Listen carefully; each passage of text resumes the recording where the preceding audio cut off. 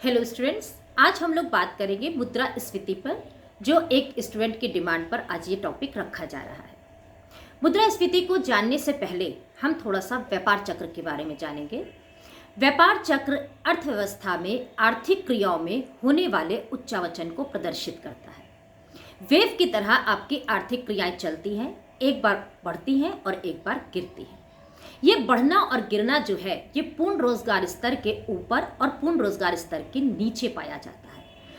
इस प्रकार से हम व्यापार चक्र की दो अवस्थाओं को प्रदर्शित कर सकते हैं। लेकिन प्रोफेसर शुम्पेटर ने ये बताया कि जब हम पूर्ण रोजगार के ऊपर होते हैं और आर्थिक क्रियाएं बढ़ती हैं, तो उनमें दो प्रकार की क्रियाएं होती हैं। एक बार आर्थिक क्रिया तो बढ़ती है, लेकिन अपने उच्च बिंदु पर पहुंचने के बाद आर्थिक क्रियाएं गिरने लगती हैं, लेकिन पूर्ण रोजगार के ऊपर ही पाई जाती हैं। इसी प्रकार से पूर्ण रोजगार के नीचे जब आर्थिक क्रियाएं करती हैं, तो अपने न्यूनतम बिंदु पर पहुंचने के बाद पुनः उनमें ऊपर बढ़ने का स्वरूप पैदा हो जाता है और वो ऊपर बढ़ने लग जाती है। इस प्रकार से आपके व्यापार चक्र में दो अवस्थाएं ना होकर के चार अवस्थाएं होती हैं, और इन चारों अवस्थाओं में जो भी कीमत स्तर का स्वरूप पाया जाता है, उसी को हम समझेंगे कि मुद्रास्फीति किस प्रकार से कार्य करती है। मुद्रास्फीति को अगर हम सिंपल या साधारण शब्दों में कहें तो कीमतों का बढ़ना या महंगाई कहते हैं, लेकिन ये वास्तविक नहीं है। इसे क्लासिकल ने अपने ढंग से एक्सप्लेन किया। उन्होंने ये बताया कि जब मुद्रा की मात्रा को अर्थव्यवस्था में बढ़ा दिया जाए तो कीमतें जो है वो बढ़ जाती हैं, और कीमतों के बढ़ने के कारण आपके मुद्रा के मूल्य गिर जाते हैं। ऐसा इसलिए क्योंकि क्लासिकल के टाइम में कहीं पर भी पूर्ण रोजगार के नीचे का स्तर नहीं पाया जाता था, ना कभी उन्होंने मंदी देखी थी। उस समय ऐसी कोई समस्याएं नहीं थी कि हम ये स्पेसिफाई करते कि पूर्ण रोजगार के ऊपर की बात कर रहे हैं, फुल एम्प्लॉयमेंट के ऊपर की बात कर रहे हैं कि फुल एम्प्लॉयमेंट के नीचे की बात कर रहे हैं। लेकिन जब मंदी आई तो कीन्स ने इस चीज़ को थोड़ा सा और इलेबोरेट किया और ये बताया कि जो पूर्ण रोजगार के ऊपर का स्तर है, उसमें जब कीमतें स्थायी रूप से बढ़ती हैं, तब हम उसे इन्फ्लेशन कहते हैं या उसे मुद्रास्फीति कहते हैं। लेकिन अगर पूर्ण रोजगार के नीचे कीमतें बढ़ती हैं और वो अस्थायी रूप से बढ़ेंगी, इसलिए वो मुद्रास्फीति नहीं कहलाती है। तो यहाँ पर हम फुल एम्प्लॉयमेंट से इसको डिफ्रेंशिएट करते हैं कि फुल एम्प्लॉयमेंट के हम ऊपर हैं या फुल एम्प्लॉयमेंट के नीचे पाए जा रहे हैं, क्योंकि हमने चार अवस्थाओं की बारे में बताया। एक, आपके फुल एम्प्लॉयमेंट के ऊपर भी आर्थिक क्रियाएं बढ़ती हैं और फुल एम्प्लॉयमेंट के नीचे भी एक बार आर्थिक क्रियाएं बढ़ती हैं। जब न्यूनतम बिंदु पर पहुंच जाती हैं तो उनमें बढ़ने का क्रम पैदा हो जाता है।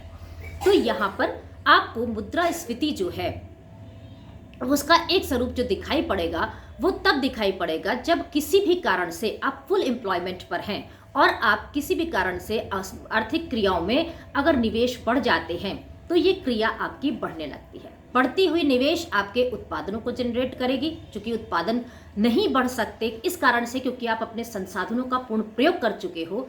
तो वो संसाधनों को बढ़ाने के लिए या तो आपको अपने रिसोर्सेज को डबल सैलरी देनी होगी, ज़्यादा सैलरी देनी होगी, उनसे ज़्यादा घंटे काम कराना होगा, शिफ्टों में काम कराना होगा, या आपको अपने उत्पादन ना बढ़ा करके सीधा आय को जनरेट करना होगा, जैसे कि आप शेयर मार्केट पे पैसा लगा दें या फिक्स डिपॉजिट में पैसा रखना शुरू कर दें। तो कहीं ना कहीं निवेश आपके बढ़ेंगे तो फिलहाल आपकी आय जनरेट होनी प्रारंभ हो जाएगी, और बढ़ती हुई आय जब मांग पैदा करेगी तो पूर्ति न होने के कारण स्थायी रूप से, क्योंकि पूर्ति आप बहुत ज़्यादा नहीं बढ़ा पाओगे, मान लो आपने थोड़ी बहुत संसाधनों को मोटिवेट भी कर दिया, बहुत इंसेंटिव भी दे दिया, तब भी प्रोडक्शन को आप बहुत ज़्यादा इंक्रीज नहीं कर पाएंगे, तो स्थायी रूप से कीमतें बढ़ने लग जाती हैं।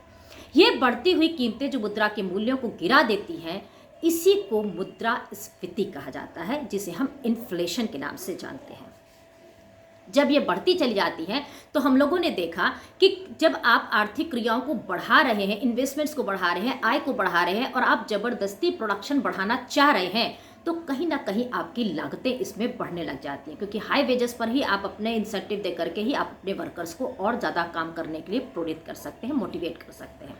तो इनमें इन्वेस्टमेंट्स बढ़ने से आपके कॉस्ट भी बढ़ती है और इसके साथ साथ प्राइस भी बढ़ता है। तो जब प्राइस बढ़ रहा है और कॉस्ट भी बढ़ रही है तो प्रॉफिट जो है वो धीरे धीरे कम होने लगते हैं। तो कहीं ना कहीं ये क्रिया जो है आकर के रुकने लग जाती है। इसी प्रकार से कुछ नियंत्रण भी यहाँ पे प्रारंभ हो जाते हैं, सरकार पे दबाव बनने लगते हैं और सरकार मौद्रिक या वित्तीय नीतियों का प्रयोग करती है। तो फिलहाल मुद्रास्फीति वो अवस्था है जब पूर्ण रोजगार के ऊपर, यानी इन्फ्लेशन वो स्टेट है जब आप फुल एम्प्लॉयमेंट के ऊपर आपकी कीमतें स्थायी रूप से यानी कि परमानेंट रूप से बढ़ने लग जाती हैं तो हम इसे, और उससे मुद्रा के मूल्य गिरने लग जाते हैं तो इसे हम इन्फ्लेशन या मुद्रास्फीति कहते हैं। जब अपने ये पीक पॉइंट पर पहुंच जाती है, चाहे सरकारी दबाव के कारण, चाहे लागतों के बढ़ने के कारण, इसमें एक टर्निंग पॉइंट शुरू हो जाता है और वहां से क्रियाएं रिवर्स होने लगती हैं। इस रिवर्स कंडीशन को जब मुद्रा की स्फीति यानी कि इन्फ्लेशन जो है रुकने लगता है और इसमें रिवर्स कंडीशन आती है, कीमतें गिरने की स्थिति आती है, लेकिन फिर भी आप पूर्ण रोजगार के ऊपर, फुल एम्प्लॉयमेंट के ऊपर बने रहते हैं और तब भी आपकी अगर कीमतें गिरने लग जाती हैं इस टर्निंग पॉइंट के कारण, तो इसे मुद्रा अपस्फीति कहा जाता है। इसको हम डिसइन्फ्लेशन कहते हैं। जब आपकी मुद्रास्फीति की अवस्था होती है तो उस समय आप लोगों को रोजगार देने की कोशिश करते हो जितना आप दे सकते हो। जैसे मैंने कहा कि आप उनको कई शिफ्टों में काम कराते हैं। कई बार ये भी स्थितियां होती है कि आप प्रशिक्षित लोगों को भी बुलाकर काम कराते हैं। ऐसी भी स्थिति होती है कि आप बाल श्रमिकों का काम कराने लग जाते हैं। मतलब कहीं ना कहीं से आप कोशिश करते हैं, अगर आपको उत्पादन बढ़ाना है तो आप रोजगार को बढ़ाते हैं। मुद्रास्फीति में रोजगार बहुत तेजी से बढ़ता है, लेकिन जब आपका टर्निंग पॉइंट आता है, रिवर्स कंडीशन आती है, कीमतें गिरने लगती हैं, तो आप उन लोगों को हटाना शुरू कर देते हो जिन्हें आपने एक्स्ट्रा इंसेंटिव दिया था, उनको जॉब से हटाने लगते हैं, उनसे कम घंटे काम कराना शुरू कर देते हो। जो अप्रशिक्षित है उनको बाहर करना शुरू कर देते हो। जो बाल श्रमिक आपने लगाए उनको आप हटाना शुरू करते हो, यानी कि आप उनको केवल जॉब में रखते हो जो आपके परमानेंट आपके स्टाफ थे।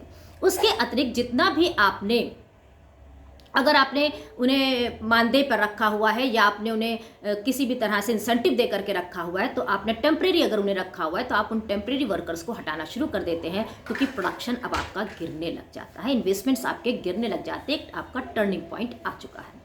लेकिन ये टर्निंग पॉइंट जो है, जब आप किसी भी गाड़ी को चलाते हैं और आप उसमें एक्सीलेटर देते हैं, तो गाड़ी जब एक्सीलेटर लेती है तो वो गाड़ी बहुत तेजी से फिर भागने लग जाती है। आप ब्रेक भी लगाएंगे तो ब्रेक लगाने के बाद भी गाड़ी आपकी तेजी से चलती चली जाएगी।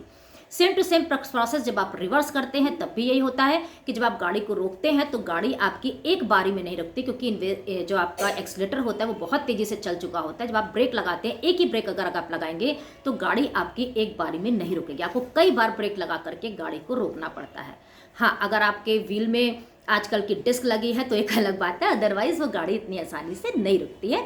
तो वहीं यहाँ पे भी यही प्रोसेस आता है कि जब आप आर्थिक क्रियाओं को गिराने का क्रम करते हैं तो आर्थिक क्रिया के गिरने से, जो कि अगर हम कीन्स के अनुसार बात करें तो गुणक और तरक जो रिवर्स कंडीशन में काम करने लग जाते हैं, वो एक बारी से आपके फुल एम्प्लॉयमेंट में ला करके आर्थिक क्रियाओं को नहीं रोकते हैं। ये गिरावट का क्रम आपका और तेजी से गिरने लग जाता है। अब जब आपके प्रोडक्ट की डिमांड नहीं हो रही है, क्योंकि सप्लाई की कीमतें क्यों गिर रही हैं, क्योंकि आपके पास बहुत ज़्यादा सप्लाई पड़ी हुई है और डिमांड करने वाला कोई नहीं है।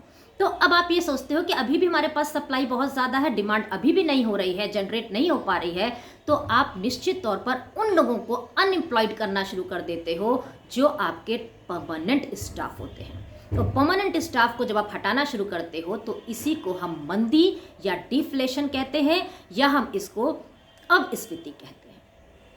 ये आपकी बहुत भयावह स्थिति होती है, क्योंकि इसमें आर्थिक क्रियाएं भी गिरती हैं, इसमें बेरोजगारी भी बहुत तेजी से बढ़ती है और ये आपकी अर्थव्यवस्था को एकदम नीची गति पर लाकर ले जाती है। और ये क्रियाएं जब चलने लगती हैं तो इनकी भी देखिए, कोई भी हमारे दुनिया में कोई चीज़ ऐसी नहीं है जो स्थायी है, उसमें परिवर्तन हमेशा पाया जाता है। खुशियाँ आती हैं तो उसके साथ गम आएंगे, गम आते हैं तो खुशियाँ आती हैं। उसी प्रकार से यहाँ पर भी अगर आपका बूम पीरियड आया है तो आपका नीचे का पीरियड भी आएगा, और जब नीचे का पीरियड आया तो फिर कहीं ना कहीं आपका बूम पीरियड जरूर आएगा। ऐसा नहीं है कि आपकी आर्थिक क्रियाएं केवल गिरेंगी तो गिरते ही चली जाएंगे।